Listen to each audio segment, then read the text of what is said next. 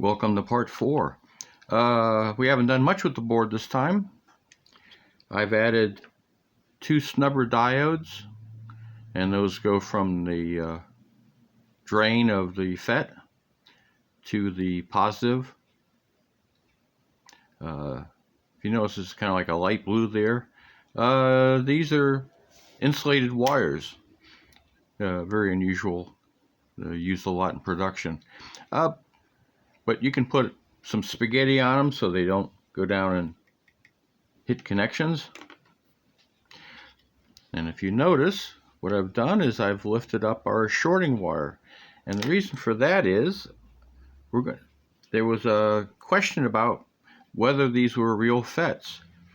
And I sort of initially thought that they weren't really real because it was 71 volts. I did the breakdown tester with them, and a 3205 would be a lower breakdown voltage than that, but these appear to be pretty good. What I've done is I got this little schematic here.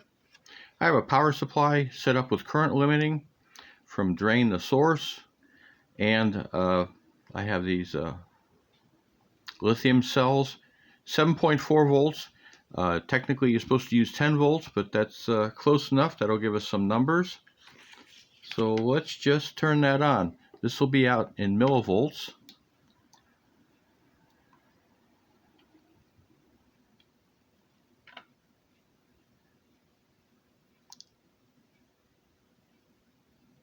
So that's 3 amps.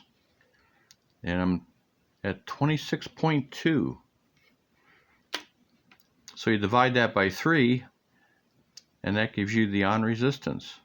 And you see you're under 9 milliohms, and that's awfully low. Give you an idea, at 13 amps, you'd be dissipating 1.5 watts total. But since each of these do half, that's three quarters of a watt. And at 13 amps, 6 100-watt panels in a 2S 3P into a 3 ohm load, which is what I'm going to be testing this at. That's a doable project. Now I've also built this really ugly capacitor bank. This is actually 10,000 microfarads. These are both pretty big. One's a 3300 and the other's a 4700, but they're kind of small. And I got a bunch of these small ones there, and they range from 100 to 470 microfarads. So it has a lot of capacitance, twice as much as I usually do, but this doesn't have a lot of current capability. I typically think of regular consumer grade capacitors as being no more than 1 amp each. To give you an idea, the Tech Luck uses 3 capacitors in parallel. They're 100 microfarads, and they're rated at 0.68 amps each. So people are beginning to find out that they're failing because they really can't handle the current. So yeah, I'd like to see much higher, at least a 10 amp capacity doing this. Now at what I've done, a friend made this. This is 3D plastic, and at my camp I have a piece of wood that looks like this, and I drill holes all the way through to fit the capacitors in, and then I do some slots going the entire length to hold the wire. And when you're finished, you just see these nice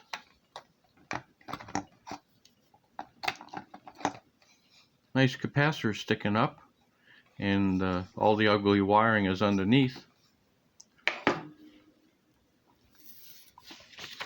So the snubber diodes, they're basically going to be across the heater resistance of the element that's in the water heater, and the diodes, everything has some inductance to it. And so when you turn it off fast, it's going to ring. And these will snub out that voltage spike. I don't do it in a lot of mine because this RG, this is 4.7 ohms in this, which means that it's a hard turn on, hard turn off. And if you notice in a lot of my designs, I use a 27 ohms. And so what that does is it turns the FET on slowly and it turns it off slowly. So there isn't much chance for it to ring. But I'm going to be operating here at higher speeds because I'm going to be using a smaller capacitor bank, and this could produce a little bit more noise than my other designs. But yeah, I purposely slow it down because I don't want to make a lot of EMI. But we're going to try it out and see how bad it is. So that's it for today. Let's bring up the current to 5 amps while we're here.